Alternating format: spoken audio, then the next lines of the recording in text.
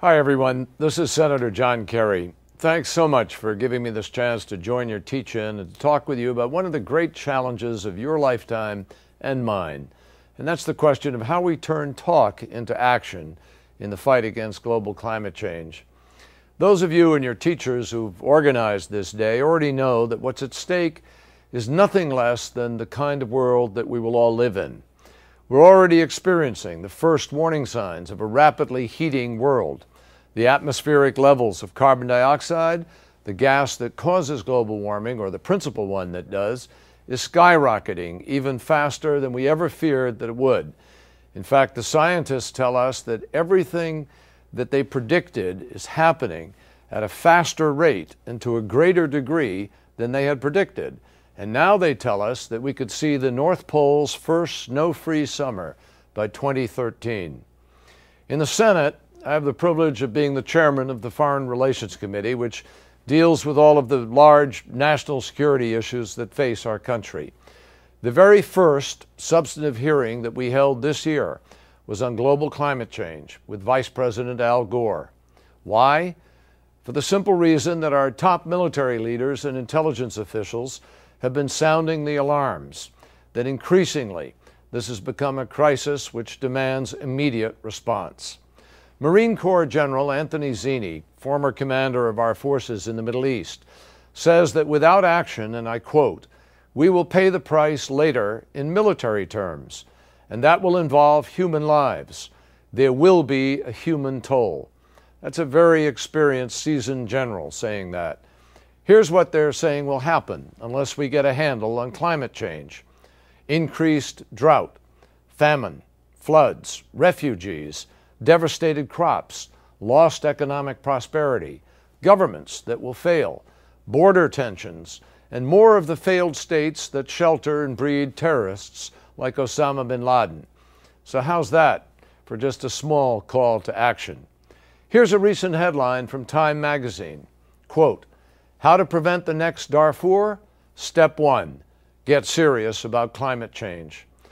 It might sound like a disaster movie, but the fact is it's real, all too real.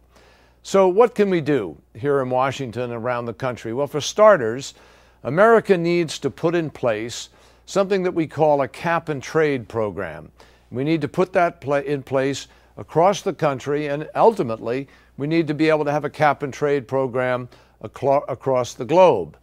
Cap and trade is a shorthand term for a system that limits our emissions. We all agree to reduce our emissions to a certain level of carbon dioxide and other greenhouse gases. And what it does is create a marketplace for trading those credits that you get for lowering your emissions. In many cases, it's easier for some companies to lower emissions than for other companies. For instance, if you have a new company building a new plant, they can reduce their emissions very significantly. But an old company with an old power plant fueled by coal, for instance, it's much more difficult to reduce the emissions. The idea is, in a cap and trade, that by using market incentives, we can figure out the cheapest way for America to lower our overall emissions. The marketplace will help establish what the price is of trading these credits. And this is a way, ultimately, to put a price on carbon itself, so that the real costs of what we do every day in producing our goods and heating our homes, that all of that is reflected in the economy as people try to lower the emission standards. The truth is that even if America went to zero emissions tomorrow, we would still face a crisis. That's precisely why we need a global treaty where every country in the world agrees to be part of the solution. The fact is that China is now the largest emitter of greenhouse gas emissions. The United States is number 2, followed by other very significant developed countries. So if we did this alone, we're not going to mute what China is doing or India is doing. We all have to join together in order to be part of the global solution. And that way, nobody feels like they're carrying someone else's burden. That's what we tried to do with the Kyoto Protocol in the 1990s. And that's exactly what we're planning to do in 10 months when we all meet again in Copenhagen in Denmark and make a decision about reducing emissions. The big challenge in Copenhagen and now is to decide how do you define the responsibilities of both developed and developing countries.